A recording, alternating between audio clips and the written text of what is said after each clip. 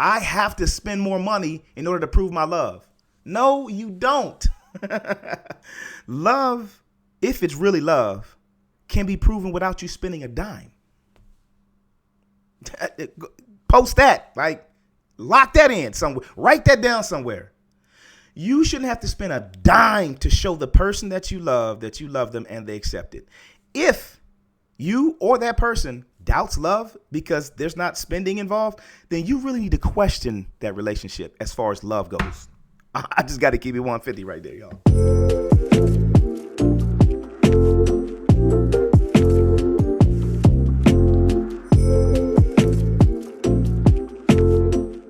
Welcome to the 150.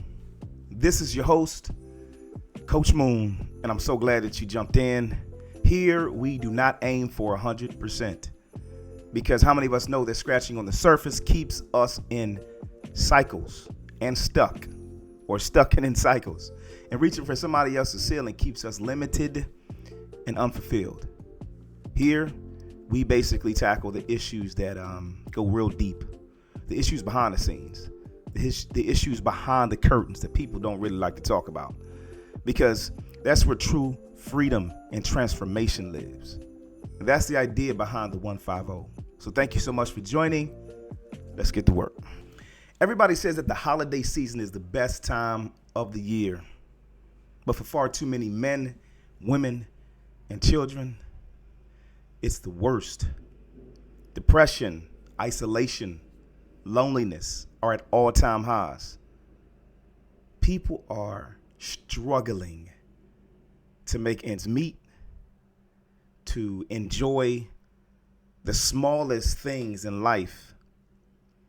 And many people are missing out altogether on the things that we take for granted every single day. Today on the 150, we're going to be cutting through all of the half-hearted, or you can consider fake smiles, surface level cheer, conversation that holds us up long enough for us to just get away and get free enough to release a couple tears that we've been holding on to for a very long time.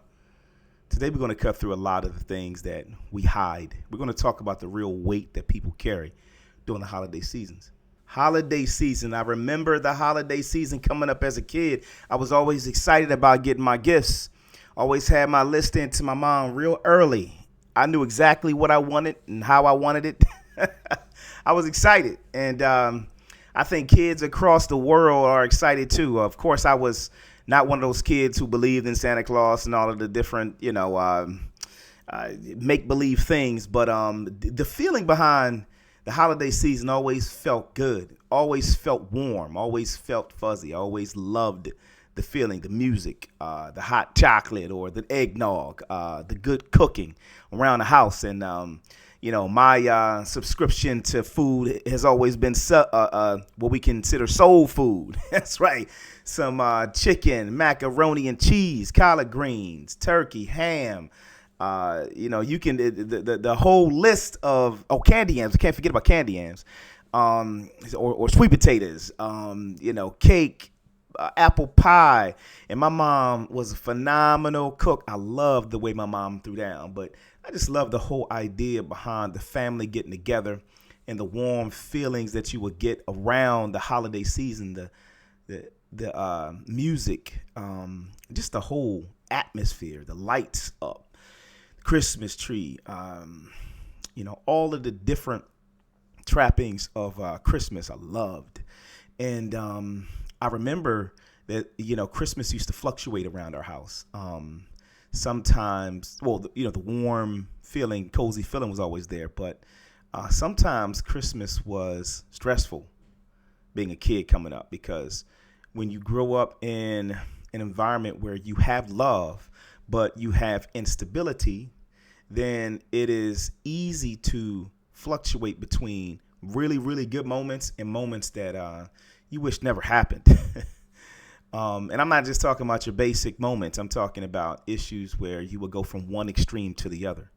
So some Christmases we had a whole lot, not just the food, but the environment was set up perfectly. We got all of the toys and gifts that we want, or we wanted, video games, CDs and all the other stuff. Loved those moments. But then there were some times when we just didn't have it. We just didn't have it. And the expectations that we had around Christmas weren't met. And it brought sadness. There are people who have literally lost everything around the holiday season. Whether it's houses burned down or losing family members, losing relationships, trauma at low levels, high levels. My opinion is one of the reasons why it is so easy to associate bad memories and bad things that happen around a holiday season is because we think the holiday season is supposed to be this great time of the year. And let's not get it twisted. Like, okay, we do want to plan for having a good time. There's nothing wrong with planning for having a good time. I think the collective, notion that, okay, everybody is supposed to be having a good time.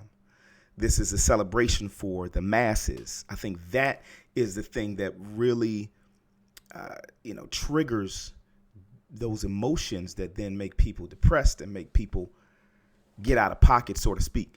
And speaking for myself, like there have been fluctuations in my ability to see the holiday season as a real positive time of the year. One of the major reasons is because I've experienced some things happen to me, in my life with my family. Certain people not being around anymore, or moments where, relationships have been damaged because we have family drama. I mean, like, how many of you have that one family member that whenever that family member comes around, it's always drama? I'm sure if you all can raise your hands and I can see them, everybody have their hands raised. We all have at least one family member that always causes drama. It's like everybody's having a good time. And as soon as this one family member comes around, it's almost like a dark cloud comes around. Like the one that just has to bring up old wounds, has to put salt in wounds, has to always cause some type of catastrophic argument to happen. Just that one, maybe two people in our family that just thrive off of that. So that's another contributor to some of the issues that we have. But then there is the drama or the trauma that we create.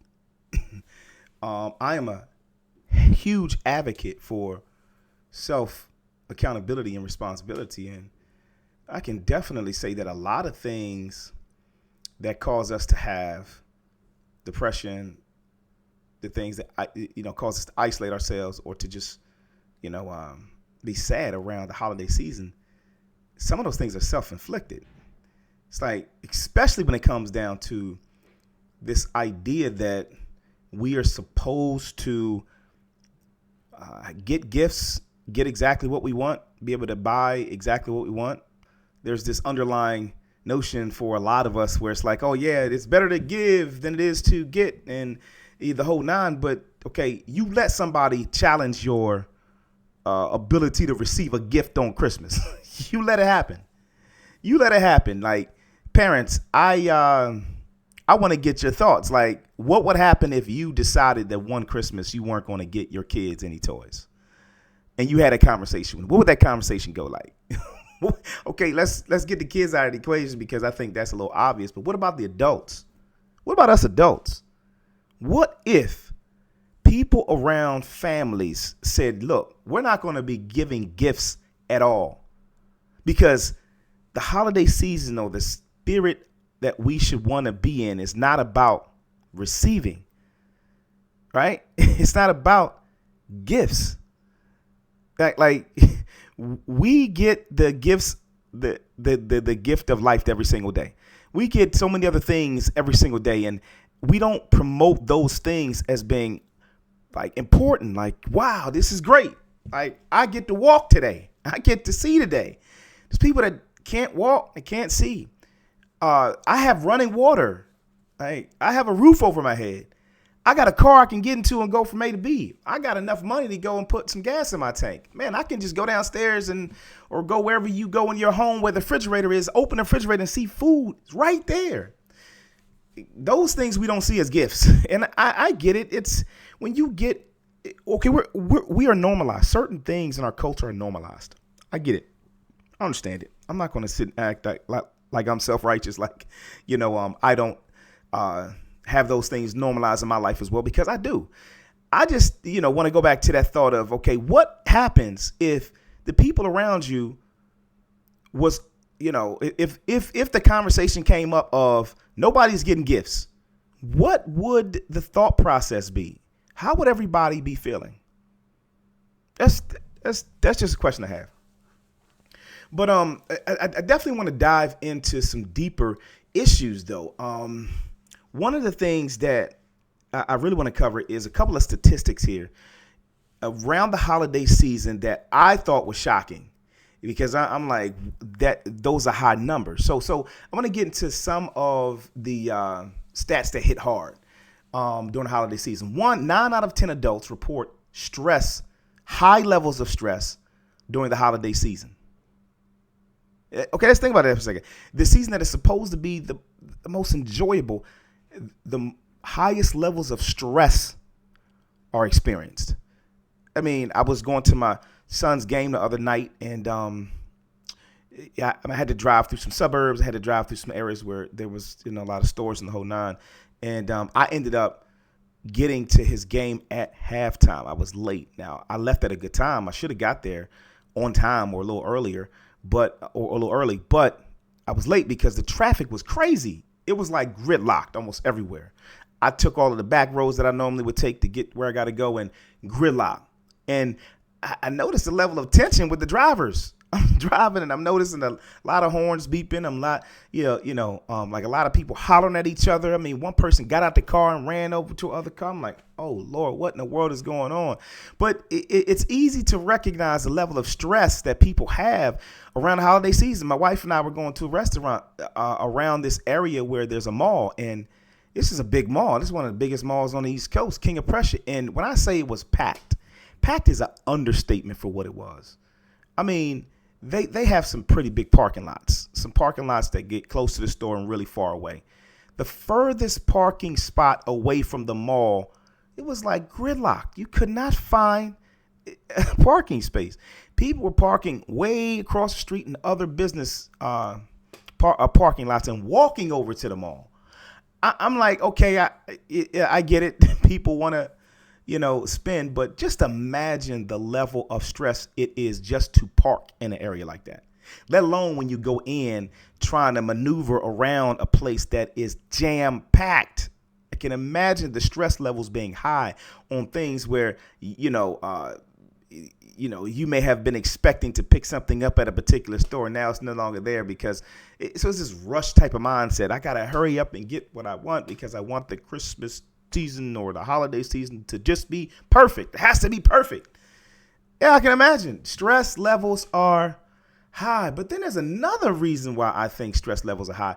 And so when I was doing a little bit of research, I noticed that one of the major reasons why stress levels are high is because of these triggers. So financial strain, right? So that's a huge one. Financial strain. Let's think of this for a second. Okay, most of what we consider the takeaways of having a great time during the holiday season is purchased with money. It's like, whether it's the food, whether it's the gifts and all the other stuff, it's money. And okay, you need money to buy stuff. I get it. But the question that I have when it comes down to this is like, is it possible? I just got to ask this question.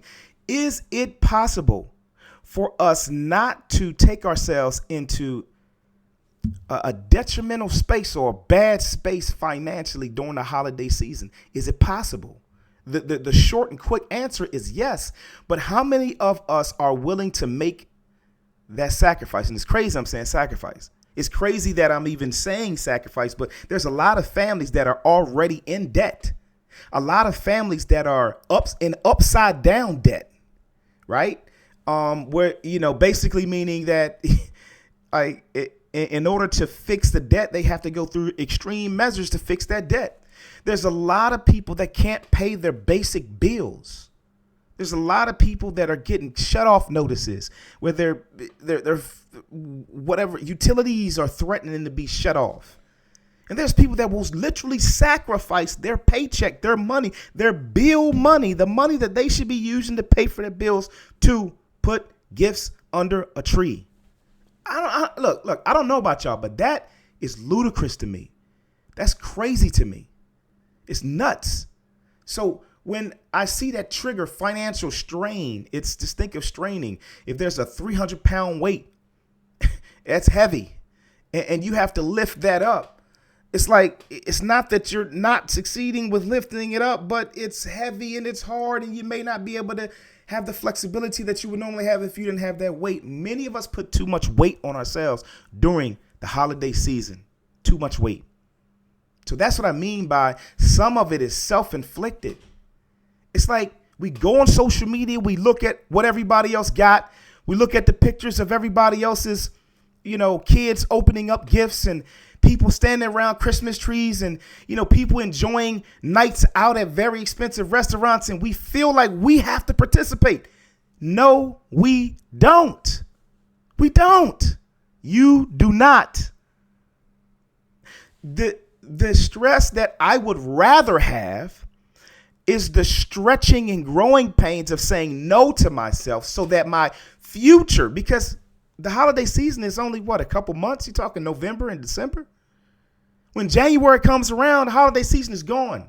The trees are taken down. The lights are taken down. What do you have then? Do you have a bunch of debt that you got to recover?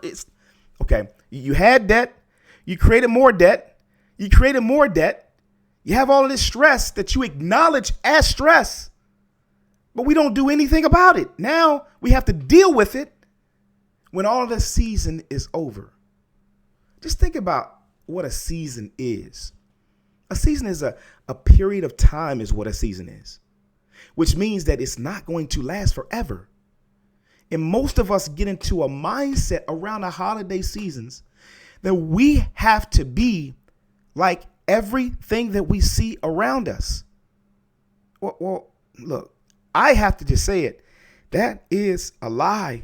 It's a lie. It's a daggone lie. It's a lie, y'all. We have to learn how to stretch ourselves out of what everybody else is doing. And I know that you've probably heard this statement said a million different ways. But if we are ever to get in a space where we have peace, because happiness is beautiful, right? Happiness, there's levels to happiness. There's low levels, mid levels, and there's high levels. There's a lot of fluctuations in happiness. Christmas gifts and all of the different trappings that come with Christmas, they can make us happy. They absolutely can. They oh my gosh, I got the latest and greatest iPhone. Man, I got that new pair of Jordans. Man, I got that, that laptop that I always wanted. Man, I got that PC. Man, I got that, you fill in the blank. It'll give you a certain level of happiness for a moment, but those things will never give you peace. Peace. Man, what is peace? I'm glad you asked. Peace, especially the peace that I'm talking about. I'm talking about the peace that passeth all understanding, like it says in the scripture. The Bible says there is a peace. There is a such thing as a peace that passes your understanding, which means you can't understand why you got it, but you got it. It's there. To me, I look at peace as almost a flow in a natural state that is God-given, God taught, God accepted. What do I mean by that? What I mean is this ability to say, I don't need to have any tangible anything in order to be at rest in my mind, to be at peace, or to be settled, or to be thankful, or to be appreciative for the things that I have. That's something my God given, because like in today's society, it's hard to be thankful. It's hard to be appreciative. It's hard to look at what we have right now and value it. Man, like we have homes, we have all these different things and we don't value them. And let's not get it twisted. Like, media has a really good way of drawing us in. Culture has a way of drawing us in, using the feelings that we have behind what's around us, drawing us in and making us feel. And I say making us in a way like, I got to be transparent with this. Making us as in joystick, put, hooking something in the back of someone and making them almost a robot. Like, yeah, I'm using that analogy because that's what it seems like a lot. There are people that get sad, that will get angry and upset because they can't get what they want. And this is where, your perspective is, this is your perspective. This is your mind. You're saying, I'm not happy. I can't have peace because I don't get what I want. And so you can't even see the other perspective in your own life. Forget about everybody else's. In your own life. If we can find a way to cut off the comparison mode and say, look, I'm not going to compare myself to nobody. What they have, what they look like, what they say, what they sound like, what they smell like. I'm not going to compare myself to nobody. We can start the process of finding peace at the level that I'm talking about. Because the truth is, there's nothing tangible that's ever going to give us the peace that we need in life to be able to live a life that is whole. I'm not talking about a partial life. I'm not talking about a life that everybody can look at and say, ooh and ah. I'm talking about a life that you can look at and know that this is where God wants me to be. This is how God wants me to be. Because this is where peace really resides. Man. Self-inflicted wounds, self-inflicted depression, self-inflicted isolation because of comparison. Like, I love the tool of social media, but it can be dangerous. Because, again, we look at all of the different things that everybody else has and we feel like we have to have them as well. And so now we try to build our lives around an illusion that we are happier and we have joy and peace, that it basically comes from all of that stuff, from that outward appearance. Oh, man, goodness gracious, this is a heavy conversation right here. Heavy conversation. Where does it come from, though? Let's talk about where it comes from. Because I know for myself, and I got to be honest, I got to be completely honest, y'all. This is not a popular conversation, but a lot of it comes from the culture that creates our value system. The value system that we have is based off of the things that are tangible. Sort of, that's just what it is. It's like, man, I got to have the latest this and the latest that. For us, it was, I got to get them Bo Jacksons, them new ones, them new Bo Jacksons that dropped. I got to get them new Jordans that dropped.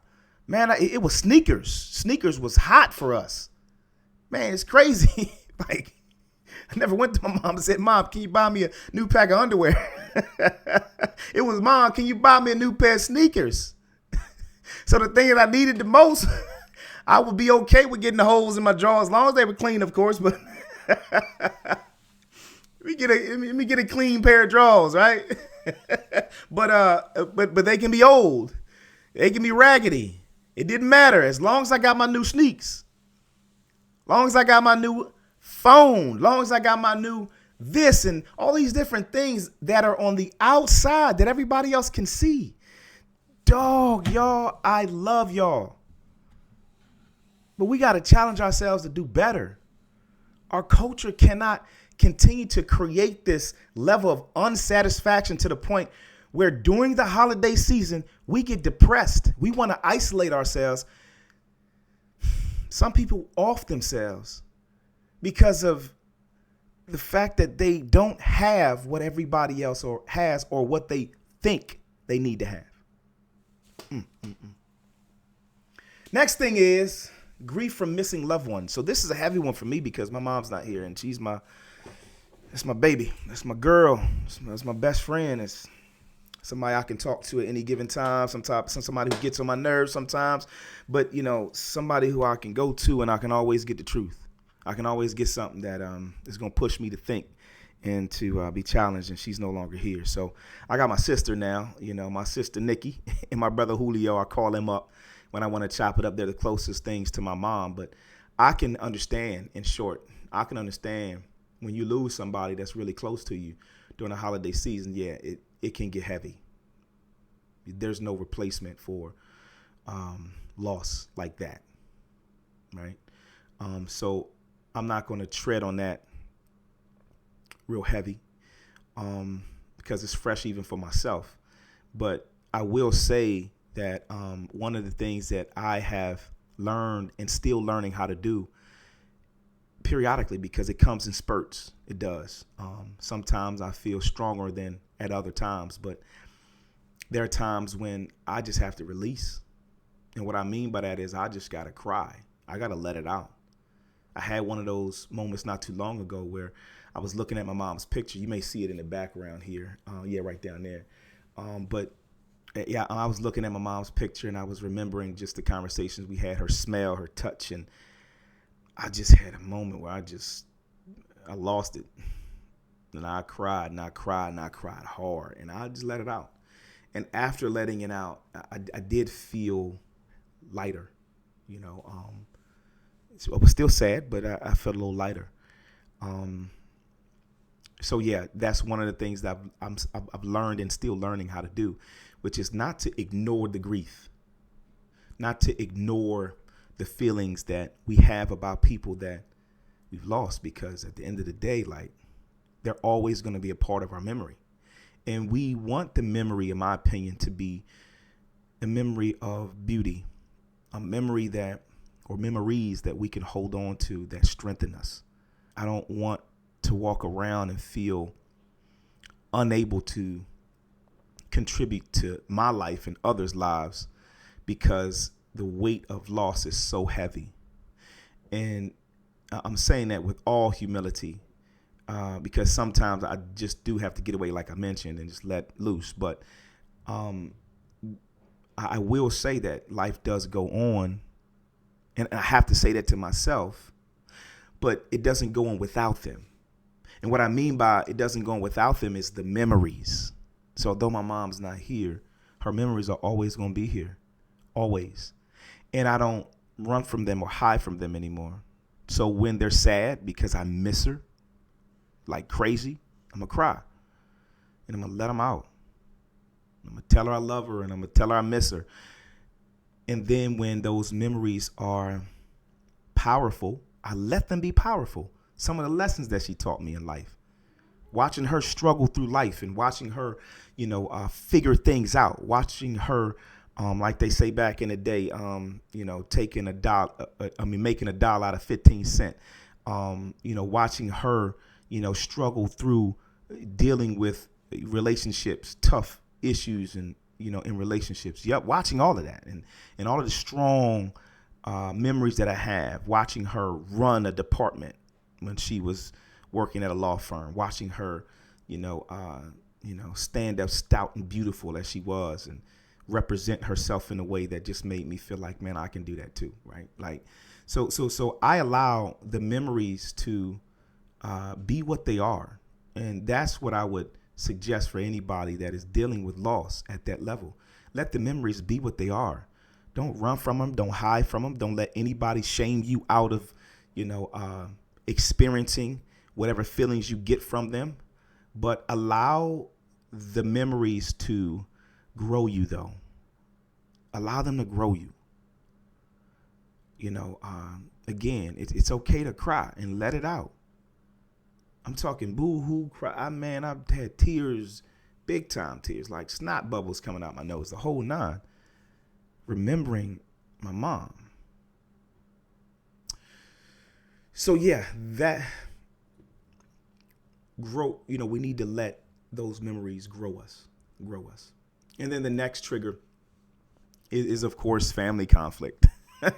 Talked about this earlier. That one family member that comes around, or many family members, or even history, things that we remember from the past around the holiday season that triggers sadness and triggers anger or frustration. Yeah, like there's certain events that happen that it's like, why would this person do that? Why would that person do that? Or, why would this person bring this up? Or, there's arguments that we can literally bring up from those moments. Like, that if they were associated with any other moment, we probably would forget them. But because they happened during the holiday season, they are like, excruciating. They're painful, and we can remember them, right? Like, you messed up my holiday season because you came around with that bull junk. So yeah, I mean, let's be real. Like, we have family conflict, and obviously, the best way to deal with family conflict is to deal with it. I would say the same thing. As I said, for dealing with miss or losing loved ones is, around the season, it is to deal with it. It's now, this can be hard. I gotta admit, this can be hard.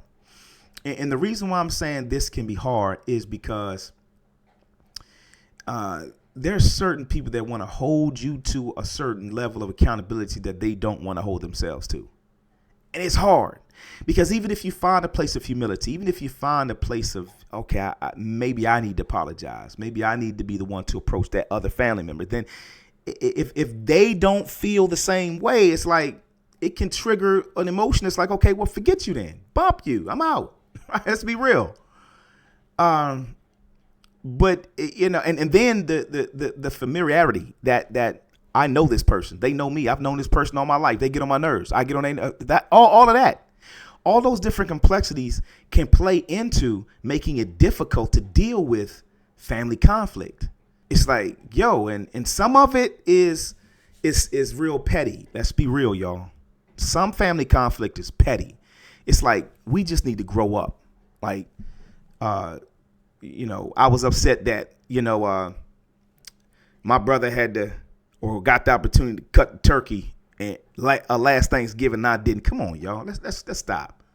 Or man, I got you an iPhone for Christmas, and all you got me is a box of chocolates. Like, come on, y'all. Like, some of the stuff that we deal with is petty. It's like, do you need a pacifier? Some things we need to stop and grow up with. There's too many important things to deal with in life than to be dealing with petty stuff 24/7, especially around the holiday season. So some of the stuff, the thought is, let it go. Just straight up, let it go. Let bygones be bygones, however you want to say it. Be the bigger person, whatever it is, just stop. For the deeper issues, like, we're not going to front and act as though some things are not challenging to deal with. Prayer is always something that I put on the equation, or in the equation, because I think prayer helps us to not just look at the other person, but to look at ourselves and self-reflect. Prayer always does that for me. So my suggestion would definitely be to pray and ask God for wisdom, and ask God to also show us, right? We got to see ourselves sometimes. Sometimes we don't understand a healthier perspective because we don't see ourselves. We see the other person, and that becomes our perspective. And so all we see is maybe legitimate wrong that the other person did, but we can't see legitimate wrong with ourselves because we're not looking at ourselves. So as hard as it may be, the aim should be for us to look at ourselves first and try to grow in love. The things that we want somebody to forgive us for, maybe we need to be trying to forgive them for those, or just basically treat people the way we want to be treated. These are just a couple small things that we can deal with. Some deeper issues require counseling. So I did want to put that in there. Require mental health services. So we're not going to sit and act as though everything is at just one level. No, there's levels to this. Some people need deliverance, from some stuff, right? There are some deeper issues that we deal with, spiritual and psychological warfare that need prayer, fasting, and the whole nine. So we're not going to sit and act as though everything is on the same level. But the idea, again, behind these Christmas blues or whatever you want to call them, associated with family conflict is, look, we got to stop ignoring stuff. We ignore stuff too much. Ignoring stuff doesn't make anything better. We think that we're being the bigger person by ignoring it, but we're not. We're not. And it doesn't mean forcing somebody to have your perspective, but what it means is, okay, I'm going to isolate myself, and I'm not going to go around a certain group of people in my family. I'm just going to forget y'all. I don't want nothing to do with y'all because of you got your list. It's like, come on, like we only live one life that we know of. And this life in front of us, at some point, we have to figure out a way to coexist, right? With people that we might not agree with on some things. People that may have hurt us in the past or we may have hurt in the past, and get over some stuff. And then the final truth that I do want to mention about family conflict is there's some things that are out of your control. Let's just be real with it. There's some of the things that are out of our control to reconcile, right? Some things need a higher power to reconcile. The Most High got to come through and help us to reconcile because the issues are so deep. And so some things shouldn't be forced. In sports, when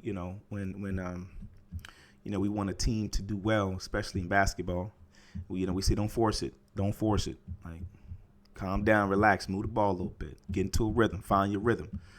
Same thing applies here. It's find a rhythm, and it's don't force nothing. Certain things don't need to be forced because forcing certain things can make them worse. Okay, so we're going to break some lies real quick. 3 lies we're going to break. Number 1 is everyone is happy during the holiday season. That is wrong. That is false. Social media tries to amplify this, getting us to compare ourselves. That is wrong. There's a lot of people that are sad around these times. There's a lot of people that if it's not sad, people fluctuate in emotions. So think about all different types of emotions. Everybody's not happy and gleeful. Some people don't even celebrate, the holiday season like we do. So let's go ahead and squash that, right? Number 2, I have to spend more money in order to prove my love. No, you don't. Love, if it's really love, can be proven without you spending a dime. Post that, like lock that in somewhere, write that down somewhere. You shouldn't have to spend a dime to show the person that you love them and they accept it. If you or that person doubts love because there's not spending involved, then you really need to question that relationship as far as love goes. I just got to keep it 150 right there, y'all. And number 3, the number 3 lie is I just got to push through. I just got to get through this holiday season. Pushing through and getting through on some things, okay. But this here, when it comes down to our emotions, when it comes down to our lives, when it comes down to the relationships that are around us, pushing through doesn't make things better. Ignoring things doesn't make things better. We got to deal with some things, yo. Number 1, we got to deal with ourselves. So pushing through sometimes becomes an excuse for us not to deal with ourselves. Okay, so here's the pathways to breakthrough. Pathways to breakthrough. Number 1 is connection over isolation. Call somebody in your family that you haven't spoken to in a long time. See how they're doing. Just say hi. You have no idea. That weight that has been holding down the relationship for so long may have already been released, but you wouldn't know it because you never make yourself available. So don't isolate yourself around these seasons. Go and talk to somebody in your family that you had a problem with, or maybe connect with a group. Connect with somebody that is going to basically be able to give you a different perspective on your life versus the one that you only have about yourself, right? Know that there's hope in grief. This is a heavy one. Know that there is hope in grief. Don't hide or ignore grief from loss. Acknowledge it. Acknowledge it. You do a better service to yourself and the loss when you acknowledge it. Knowing this, that weeping may endure for a night, but joy comes in the morning. And I say that in context to a power that's bigger than us, which is the Most High and his power. And the reason why I say that is because the timing may not always feel like the statement. Weeping may endure for a night, but joy comes in the morning. Sometimes it's more nights than we want, more mornings than we can imagine. Sometimes it's years. But us ignoring the grief, it's not going to help us. It can only hurt us. So let's acknowledge the grief. If you need help during this season, dealing with the grief of the loss, get with somebody who can understand it. Reach out to somebody who can really get what you're going through and be a support to you. Because it's a beautiful thing when you can get support through grief or loss. Don't isolate yourself. Don't drink too much this holiday season. Don't turn to those things that's going to give you instant gratification. It's okay to cry. Let the emotion out. It's okay to let it go. It's okay to, feel sad about the loss. But just know that joy does come in the morning. Joy will come. It's going to come. And a new beginning is going to come out of that loss. Just don't give up. Don't let the grief of loss make you quit and give up on life. Okay. So breakthrough does not come from pretending. It comes from facing it, naming it, and choosing freedom, people. We have to face things. We got to name them. And we got to choose freedom. Yep. Spiritually, emotionally, and economically. So during this holiday season, don't allow yourself to be caught up in the statistics. These statistics that talk about how miserable people are around the holiday season. Let's be more. Let's be bigger. Let's be better. Let's continue to evolve. Let's continue to strive for 150. Love y'all. Y'all know how I rock out. During this holiday season, I'm going to rock out the same way. Live 150. Live 150. Love y'all. See y'all next time.